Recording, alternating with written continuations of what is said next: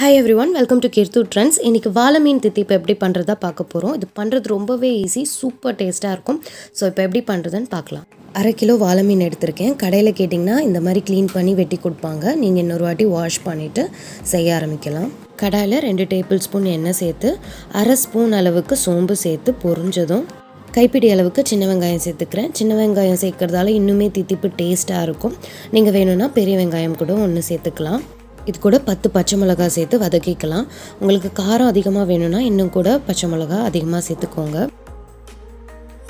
வெங்காயம் பச்சை மிளகாலாம் நல்லா வதங்கிடுச்சு. இது கொஞ்சம் நேரம் ஆறட்டும். மீன் டைம் 1/2 மூடி தேங்காய் எடுத்து கிரைண்ட் பண்ணி எடுத்துக்கலாம். இப்போ கிரைண்ட் பண்ணி வச்சுருந்த தேங்காய் கூட நம்ம வதக்கி வச்சுருந்த பச்சை மிளகாவை சேர்த்து அரைச்சி எடுத்துக்கலாம். இது கூட வதக்கி வச்சுருந்த சோம்பு வெங்காயம் சேர்த்து அரைச்சி எடுத்துக்கலாம். நீங்கள் எல்லாமே ஒன்றா கூட சேர்த்து அரைக்கலாம். பட் ஒன்றா சேர்க்கும் போது ஒன்றோடு ஒன்று சரியாக